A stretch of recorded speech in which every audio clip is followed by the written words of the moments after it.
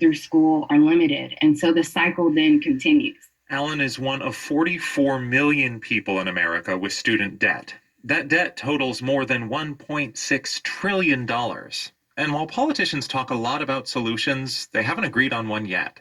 Members of Congress and President-elect Joe Biden each have their own preferred approaches. So this hour, we're going to dive into the debate.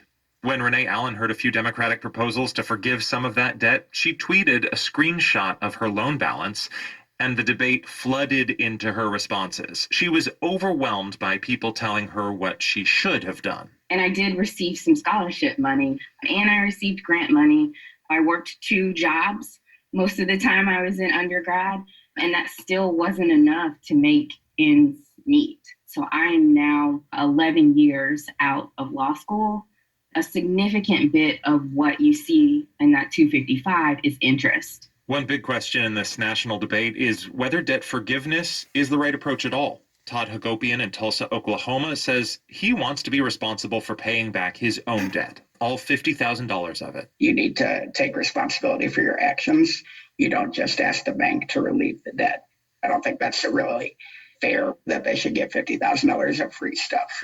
Lindsay Fifield of Montgomery, Alabama, says she went to a less expensive school on purpose, and she wonders why other people should be rewarded for taking out loans that they can't afford to repay. I went to a state school, and I only graduated with about $16,000 in student loan debt. I saw that the numbers weren't going down as I was paying them off, and it really freaked me out. So I just really aggressively pay those off, but it did take me about 5 years. Shauna Kostakov-McComb in Indianapolis took a similar approach to paying off her loans. She was tired of paying $600 every month, with a lot of it going to interest, and so she wiped out her savings to make a final payment of $10,000. That was 5 years ago. And I remember the day that I paid them off, I sat in the parking lot of my bank and I cried. That was the hugest weight lifted. And despite, or maybe because of, that sacrifice, she doesn't want others to go through what she experienced. Just because I struggle doesn't mean I want everybody else to. I don't feel any jealousy or resentment. It leaves me truly elated that there are some people, namely young kids, that aren't going to have to deal with this their whole adult life. Debt can be crushing on a personal level, and it also ripples out to affect the U.S. economy as people postpone buying homes or cars or starting a family. So this is even before the pandemic. I would say we were really seeing crisis levels of student loan defaults. More than 1 in 4 borrowers prior to the pandemic was experiencing a student loan default within 12 years of starting college. Judith Scott Clayton is an associate professor of economics and education in the Teachers College at Columbia University. And I asked her how people should understand this number, $1.6 trillion in student debt. Well, I think, to me, what doesn't freak me out, it's not that big number. It's not the 1.6 trillion. A lot of that debt is actually good debt. It represents investments in education, in individuals' future productivity, and it's not all bad. Where it really concerns me is the number of people who are taking out education debt and not seeing that return and ending up in default. And in fact, when we look at that, what we see is that the likelihood of default is actually highest for borrowers with relatively small debts, $10,000, $5,000. And is there a way to describe who those people tend to be? Does it disproportionately affect certain groups? Absolutely. So it's certainly the case that a lot of borrowers with lower amounts of debt have lower amounts of debt because they never actually finished a degree. So it's sort of the worst of both worlds. You have the debt without a degree.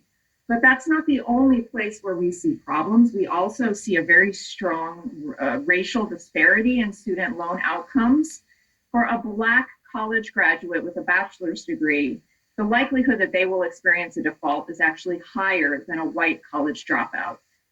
And what are the broader economic ripples of that? I could imagine it makes it harder for somebody to buy a house or, get a loan for a car, or other economic consequences. Absolutely. There's a lot of concern about the general overhang of people carrying a lot of debt and what that does to their ability to borrow for other things, to buy a home, to invest in their own children's education. And there's certainly some reason to worry about that. But I am most worried about the economic consequences of massive numbers of default, student loan default, which can have implications for your credit, your ability to borrow, potentially even your ability to rent an apartment or get a license for some professions in some states. You know, every generation more people go to college, and every generation college gets more expensive, and every generation more jobs require a college degree. And so, if there is no intervention, is this problem just going to keep getting worse? I think we definitely have reached a point where something needs to change. And I think there's a fair amount of consensus about that, actually, that we need to do something differently. So I hope that in this same conversation about student loan cancellation and what we can do to help borrowers who are already in trouble, I hope that those conversations will be paired with what we can do to make sure that we don't get into this problem again. Judith Scott Clayton is an associate professor of economics and education at Columbia University. Thank you for talking with us. Thank you for having me. So that's the scope of the problem. Now let's talk about some of the proposed solutions with NPR's Anya Kamenetz, who has been following this topic for years. Hi, Anya. Hey, Ari.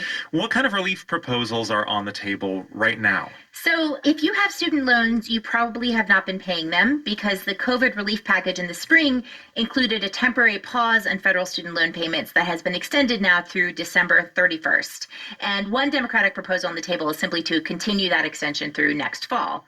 More recently, Democratic Senators Elizabeth Warren and Chuck Schumer introduced a resolution that calls on President-elect Joe Biden to simply forgive the first $50,000 in federal student loan debt for everybody across the board. So that would mean completely erasing student loan debt for more than 3/4 of borrowers. But it's interesting that this is not a proposal for Congress to do that. It's a recommendation for the president to do that. Can he just unilaterally make that decision and forgive student loan debt? It seems like he can. So this has not been tested in any court, but the Senate resolution cited a Harvard Legal Clinic's opinion that simply writing off student loans is something that the president can instruct the education secretary to do with no congressional approval.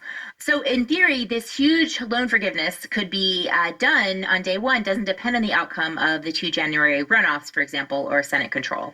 And is forgiving $50,000 per borrower something that President-elect Biden has said he wants to do? Not quite.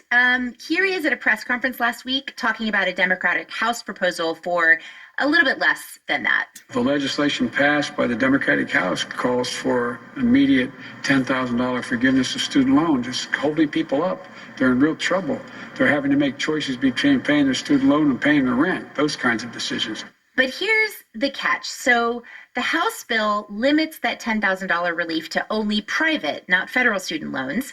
It also limits that relief to what he calls economically distressed borrowers. You heard Biden talk about people who are having to choose between paying the rent and paying their loan bill. So that's potentially a much more limited offer, not only than what's in the Senate plan, but actually what's in Biden's own campaign plan. What is in that campaign plan? So in several places in his campaign proposals, Biden talks about immediately canceling a minimum $10,000 in federal loans, not private loans. And there's no mention of a means test. So by saying it's only economically distressed borrowers, that could potentially be many fewer people that get that help. And does it sound like Biden at this point is going to ignore his campaign platform on those broader forgiveness points? I wish I could be more clear in this point, Ari. I asked Biden's team. They simply pointed me to a full range of his ideas to make college cheaper and loans more manageable. He's talked about expanding the income-based repayment program to make repayment easier for everyone, to improve public service loan forgiveness for teachers and doctors and civil servants, things that the education department could potentially improve on the margins without legislation, but for major changes, they would definitely need Congress. Taking a step back, Anya, candidates have been talking about forgiving student debt for a long time, and it keeps ballooning, and there haven't been solutions yet. Why is this such a tough knot to untie? You know, I think there's a bunch of reasons. First of all, there's an uneasiness about sort of the moral valence of canceling debt. For one thing, people who have access to higher education in this country, they're relatively privileged. So if you target relief at only student debtors, there's some people who feel like, oh, that would be unfair to those who did not get to go to higher education in the first place. And then there's also people who maybe paid off their student loans, and they look back and say, why should these folks that came up after me get some relief that I never got? So there's always been a little bit of uneasiness in the debate versus people who say, you know what, this is a great way to stimulate the economy. It would close the racial wealth gap. And by the way, you know, education should be a human right. It should be available to everyone who's able to take advantage of it. And that's how we get a truly democratic society. So, you know, it's a debate that's going to keep going, I would say, probably beyond this election cycle. NPR's Anya Kamenetz, thanks a lot. Thanks, Ari. It's called A Love Letter to Black America. It's signed by America's Black doctors and nurses. They are advocating for COVID-19 vaccinations and better health care in the Black community.